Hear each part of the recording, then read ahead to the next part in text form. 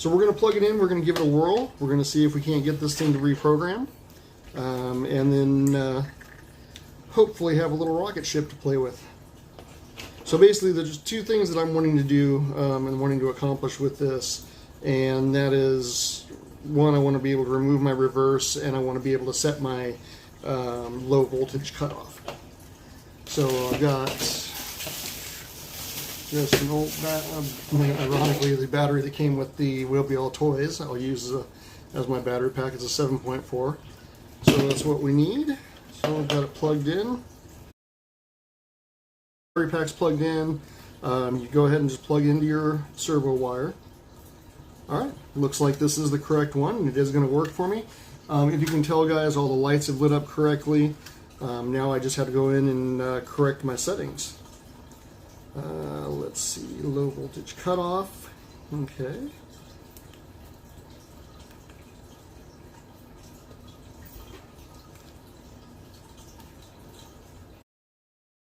A minute here to figure out what buttons I want to do what. Okay, so we'll set that at 1. Start mode, since I'm running it on carpet.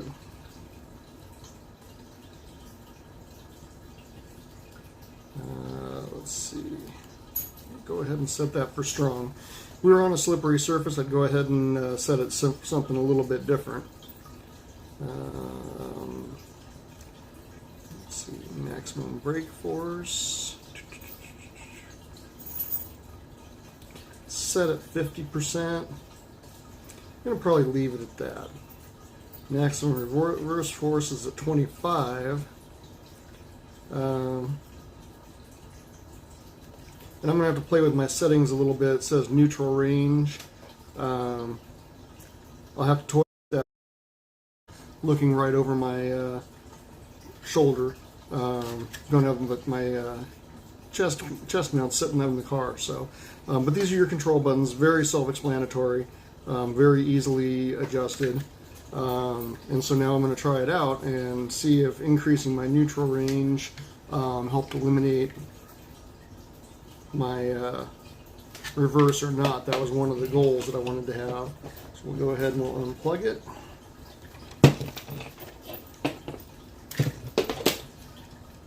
And plug back into the receiver.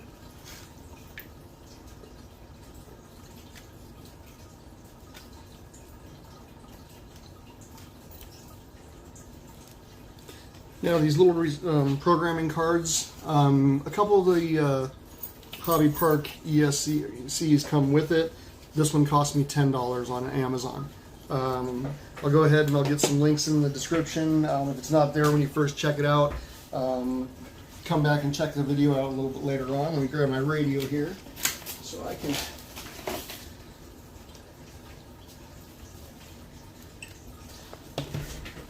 check it out and see if everything is working properly in the way that I wanted it to. Okay, there we go. Yeah, definitely jumping right off the line. Yeah, it's still got reverse in it though, so I'm going to have to play around a little bit more and get that situated. So that didn't take the reverse out of it, so let's go ahead and we'll disconnect everything. And removing reverse may end up being a combination of ESC and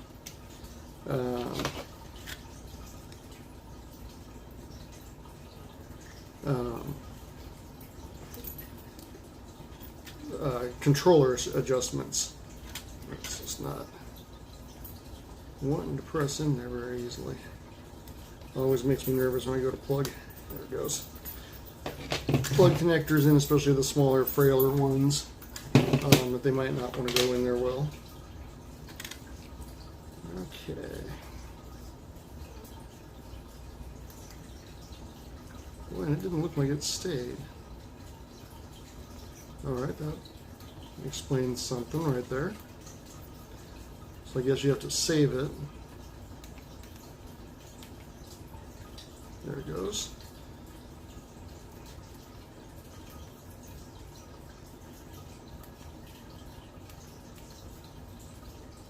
Okay, so once you arrow down there, you get to where you want to set, then you do have to push the program button down below. So now that's given me a bigger neutral range of 12%. So let's see whether that does the trick or not. I'm going to turn everything off there real quick. Now, the one thing that is kind of disappointing is it doesn't appear to have a pro mode or a race mode where you can just go in and completely eliminate the, turn my radio on, eliminate the reverse mode entirely.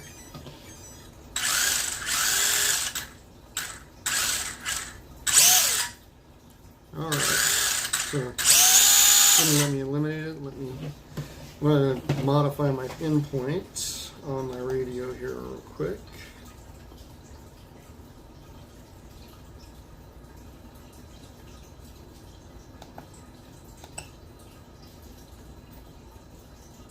And I don't want channel 1, I want channel 2. And I'm just making the adjustments here on the radio.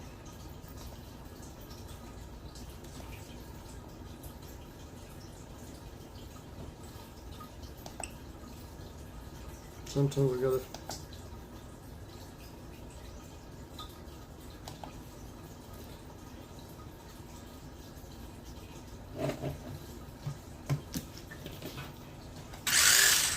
not always the best thing to do.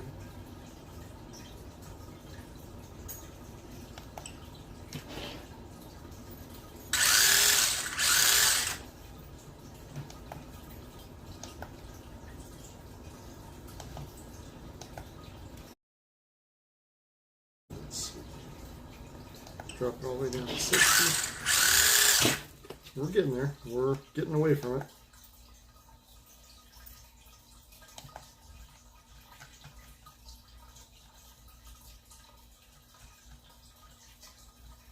Just set it at 0 to start. Oops. Okay, so that eliminated that.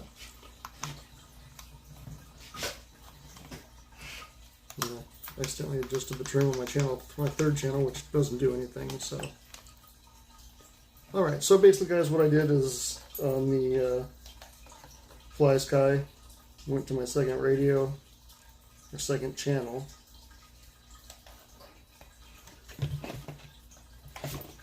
and there we go. Went in, just zeroed out my endpoint. Still have my full throttle. But was able to eliminate my reverse. And basically, guys, that's just, I may not have held that down where you could see it, but just went to my endpoint setting, 0 eliminates my reverse. So a lot of tracks will require you not to have reverse when you race. I've raced for so many years that I don't really care whether I have it or not. It usually just gives me an opportunity to back in front of somebody in truth. But that's how you eliminate it. That's how you can adjust it out. And that's how you adjust your speed control. Let me fix camera there. Basically, guys, I did a lot of searching trying to find the information on how to correctly adjust these. And the big thing to do, and it recommends it in the instruction manual for the speed controller, that you make sure that you do adjust it before you run lipos. It said that it wasn't set for a cutoff, but when I plugged in mine in, it actually had been already. But for the little Hobbypark ESCs, this is the programming card that you want. Again, give me a little bit of time, guys. I'll get a link down in the description for you on YouTube, and so that you can see what it is and what I bought. And I hope this helps you out. It really was straightforward and easy to program it with this. Only about $10 roughly. Worthwhile to have in the toolbox. And as you guys can see, Cammy the racing cat, or parkour cat, however you want to refer to her, has decided to jump up on the counter back there, and I'm going to have to yell at her in a minute. But thanks for watching, guys. Don't forget to check out all of our other channels and our sponsors. CelineSlotChannel.com, ChrisIsGoneGaming.com, CCTravelChannel.com, and don't forget to hit up our apparel shop. Also for the RC world, guys, we've added some SVGs to the apparel Etsy shop, so you can download some of the graphics that we've got and cut them out on a Cricut or one of the other die cutters and use them to create some cool graphics on your RC cars and anything else you might want to put those on. So with that said, guys, again, thank you. Please hit the subscribe button and keep coming back and checking us out later, and we greatly appreciate it. Oh, and on the news side of things, I've got a couple of other things that I'm working on or going to be working on. The graphite chassis came for the Double L Toys, the 104 4001 or 401, excuse me. Super excited to work on that. Again, I was talking about using the vinyl cutter to paint bodies. I'm also going to be trying out another little trick that I found online that one of the guys told me to try, and that was to try putting some Elmer's glue or some white glue around the edges of your vinyl to help keep it from bleeding on you a little bit. And then I also have, if I can find the bag, it's here somewhere. We've got Project Mini B coming. Here it is. And so what I have done, guys, is I'm putting together a bunch of my parts that I wanted to use or have failed already on my existing Mini B. So I've got some upgrades that I want to do. But I decided I was going to build, for me, what my ultimate Mini B is going to be. And basically have a lot of fun. The transmission is going to be all MIP inside. Probably get myself some CVDs for the rear end. Got Lunds for titanium turnbuckles for it. And for anybody that's watching, if you guys have a source for titanium screws in the right size for the Mini B, please let me know. I've been searching online all over the place trying to find them, and I haven't been able to find them. But again, guys, thank you for watching. Please hit the like, hit the subscribe, and leave a comment. We'd greatly appreciate any of your input. So, talk to you guys soon, and take care.